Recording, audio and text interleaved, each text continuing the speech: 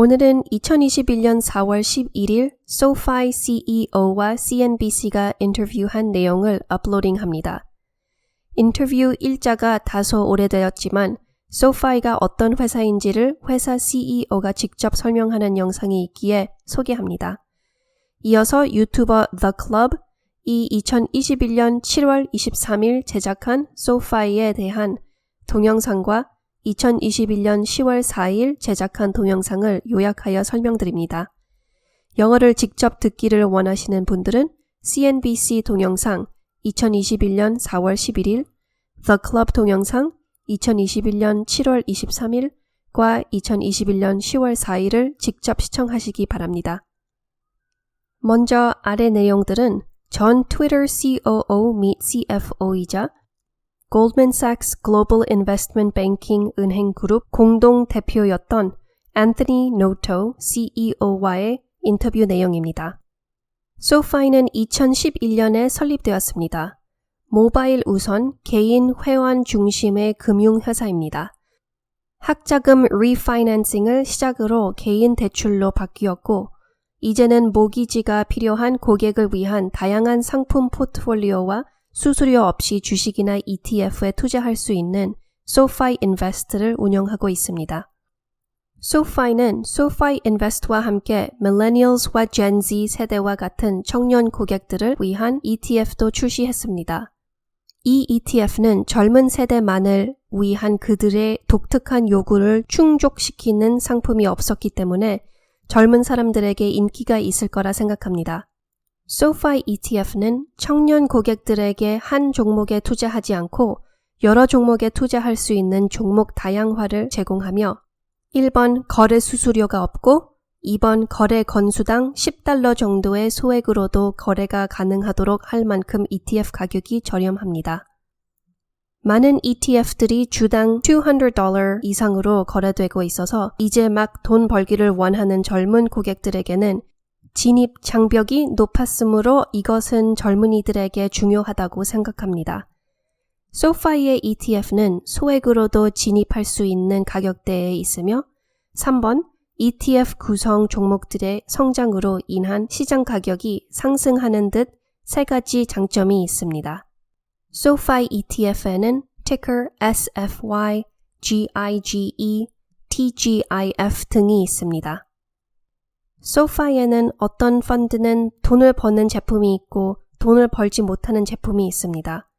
SoFi Invest는 가능한 쉽고 원활하게 고객을 유치하기 위해 거래 수수료를 부과하지 않고 있습니다. 물론 수수료를 부과하는 것이 타당한지는 향후 재평가할 예정이지만 어쨌든 현재로서는 수수료가 없습니다. 밀레니얼과 Gen Z 세대 젊은이들은 소비금융 영역에서 소외되고 글로벌 금융위기 등 격동의 금융 시기를 많이 겪었기 때문에 불안이 큽니다. 그래서 투자에 대한 망설임이 많습니다. 그래서 우리는 그들이 무엇을 알고 있고 그들이 무엇을 좋아하는지를 파악하고 우리가 하고 있는 것에 쉽게 접근할 수 있도록 노력하고 있습니다. 예를 들어 gig economy에 우리 고객들의 40%가 참여하는데 우리에게는 gig economy ETF ticker GIGE가 있으며 오늘날 젊은이들이 돈을 헛되이 쓰지 않고 우리가 운영하는 ETF에 투자하도록 유도하고 있습니다. 재정적 자립을 이루려면 투자를 해야 합니다. 그것은 선택사항이 아닙니다. 그리고 투자를 한다면 다양한 포트폴리오에 투자해야 합니다. 시장은 항상 변동성이 있을 것입니다. 때로는 시장이 성장을 원하고 때로는 시장이 기업의 가치를 원합니다. 그래서 중요한 것은 장기적으로 투자하는 것입니다. 여기서는 유튜버 The Club이 2021년 7월 23일 제작한 동영상 요약입니다. 투자자들이 SoFi에 돈을 투자해야 하는 이유는 무엇입니까? 이것이 이 비디오에서 이야기할 내용입니다. 몇 년에 한 번씩 우리는 왜 우리가 그런 사업에 대해 미처 생각하지 못했지? 하는 회사들이 생기곤 합니다. SoFi 회사의 사업이 그렇습니다. SoFi는 주식 거래, 대출 기능, 암호화폐 투자, 거래 수수료가 없는 현금 절약, 신용 점수 획득을 위한 원클릭 옵션이 있습니다. 백화점 같습니다. 그러나 우리는 투자자로서 그들이 지금 하고 있는 사업을 넘어서 이 회사의 다음 행보를 봐야 합니다. 플랫폼, 서비스, 팀, 이런 모든 것들이 이미 SoFi 주가에 반영되어서 현재 가격 이상으로 오르지 않을 수도 있습니다. 따라서 우리는 이 회사가 미래의 성장 가능성이 있는지 우리가 투자한 돈을 가치 있게 만들 수 있는 요인에 대해 깊이 파고들어야 합니다. SoFi는 캘리포니아 잉글우드에 SoFi 경기장이라는 축구 스테디움이 있기 때문에 많은 장점을 가질 수 있을 겁니다. 그리고 NFL 슈퍼볼 협회는 2022년 슈퍼볼이 SoFi 경기장에서 열릴 것이라고 공식적으로 발표했습니다. 그리고 2026년에는 FIFA 월드컵도 SoFi 경기장에서 개최될 예정입니다. 2028년 올림픽 경기 또한 SoFi 경기장에서도 개최됩니다. 그래서 우리는 SoFi에 대해 많은 이야기거리가 있습니다. SoFi의 기본적 분석을 해보겠습니다. SoFi는 단 1년 만에 회원 수를 230만 명으로 2배로 늘렸습니다. 2020년 4분기에는 185만 명의 회원이 있었고 현재 2021년 1분기에는 228만 명의 회원이 있습니다. 이는 한 분기 만에 매우 큰 성장을 이룬 것입니다. 이는 더 많은 사람들이 SoFi 서비스에 대해 알고 있고 더 많은 사람들이 SoFi에 대해 이야기하고 있다는 것을 의미합니다. 이는 회원 기반 서비스 회사에게는 정말 좋습니다. SoFi는 은행이나 핀텍 회사가 아닙니다. 기술 회사입니다. 그들은 API, 응용 프로그래밍 인터페이스를 최대한 사용합니다. 즉, SoFi 플랫폼을 다른 기관이나 은행에 연결합니다. 예를 들어 암호화폐로 코인베이스를 사용하는 등 공격적인 모드에 있습니다. 이를 통해 많은 간접비나 인건비 없이 서비스를 최대한 활용할 수 있습니다. 제품 주문이 계속 증가하고 있으며 현재 3,000개 이상의 주문이 있습니다. 그렇다고 해서 이러한 제품을 개발하기 위해 대규모 직업팀에게 비용을 지불할 것은 아닙니다.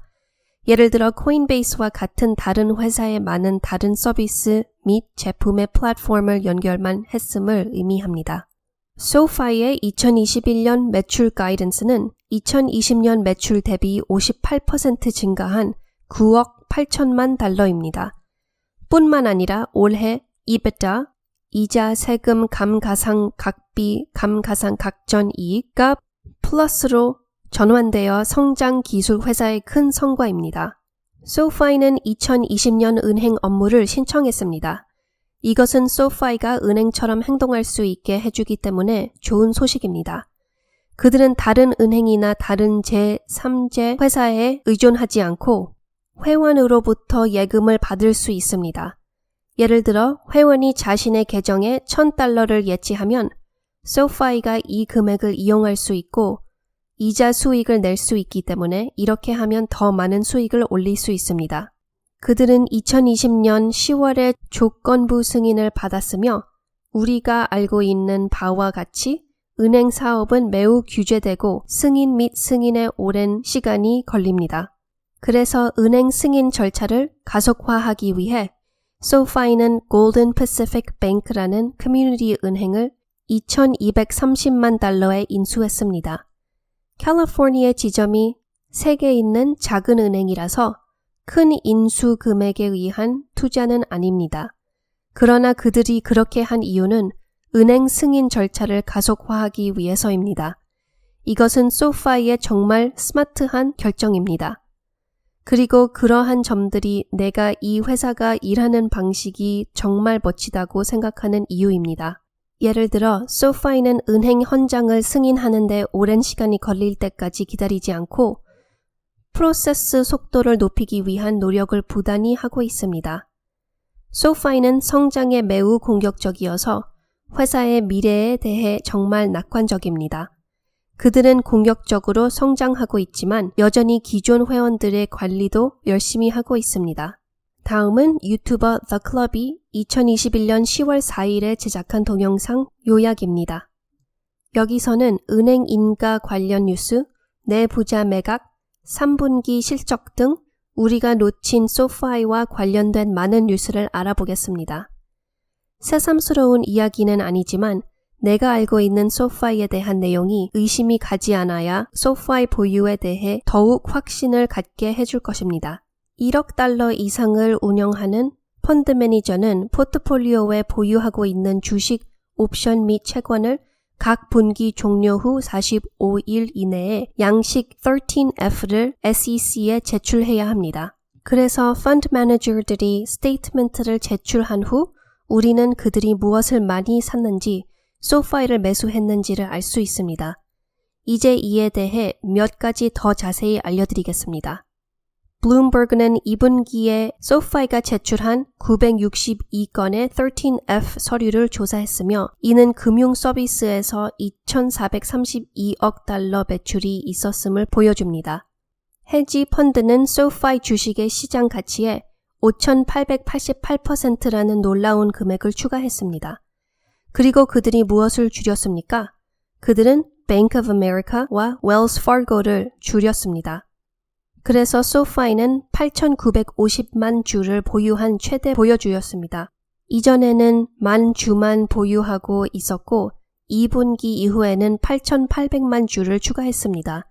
이것은 매우 낙관적입니다. 나는 우리가 몇 가지 주요 뉴스와 수치를 보게 될 것이라는 것을 알고 있기 때문에 3분기 리포트를 간절히 기다리고 있습니다. SoFi에 대한 call과 put 비율은 하나의 put에 약 3.3콜입니다. 따라서 점점 더 많은 투자자들이 주식 상승에 더 강한 기대를 걸고 있으며 이는 정말 좋은 일입니다. 3분기가 SoFi에 중요할 거라고 말한 이유는 월스트리트 저널은 은행 합병이 빈번해지고 있다면서 일단 그들이 SoFi에서 확실한 earning 숫자를 볼 때까지 믿을 수 없다는 월스트리트 저널의 기사 한 줄이 있었습니다. 이 기사에서 연준은 팬데믹이 닥쳤을 때 이자율을 거의 제로로 인하했고 낮은 이자율은 은행이 대출 사업에서 이익을 얻는 것을 더 어렵게 만들었다고 말했습니다. 저금리는 우리 소비자에게는 좋지만 대출 사업자들에는 좋지 않으며 SoFi의 대출 사업이 매출의 70% 이상이라는 것을 알고 있습니다. 대출 감소 격차가 줄어들고 기술 및 금융 상품이 더 많은 수익을 올리기 시작하면서 대출 비즈니스 감소를 상쇄하지만 대출 비즈니스가 여전히 많은 부분을 차지입니다. 그리고 대출 사업이 SoFi 수익의 주요 구성 요소이기 때문에 낮은 금리는 SoFi에 좋지 않을 것이고 월스트리트 또한 좋아하지 않을 수도 있습니다. SoFi의 거대한 마케팅 캠페인은 모두 매우 훌륭하지만 3분기 수익은 더 낮아질 수 있습니다. 물론 저는 확실히는 모르겠고 추측만 할 뿐이며 3분기 보고서가 나올 때 그들의 3분기 수익과 수입 수치에 대해 자세히 알아볼 수 있을 것입니다. 하지만 장기 투자자로서 저는 그들이 이번 분기에 수익을 낼 것으로 기대하지 않습니다. 하지만 아시다시피 월스트리트는 그들이 더 긍정적으로 볼 수 있는 더 나은 순손실과 더 나은 EBITDA 수치를 기대하고 있습니다. 나는 SoFi를 나의 최고 관심 목록에 추가했으며 장기적으로 계속 주식을 보유할 것이지만 현재 일어나고 있는 주가 변동성을 활용하기 위해 단기적으로는 옵션을 매매하고 있습니다. 여러분들은 SoFi 주식에 대해 어떻게 매매하고 계십니까? 저는 3분기 수익에 기대하고 있습니다. 결론은 회사 CEO인 앤서니 노로는 똑똑한 사람이고 SoFi는 좋은 회사임에 틀림없으나 대출 이자 수익이 증가해야 하는데 연준이 금리 인상을 하면 좋겠다. 회사가 사업 다각화를 꾀하는 것 같은데 확실한 숫자가 증명되어야 할 것이다. 주식 거래 수수료를 현재는 안 받는데 앞으로는 수수료 받는 것을 고려해 보겠다. 유튜버 The Club은 보유 중인 주식을 매도하지 않고 장기 투자로 가려고 한다.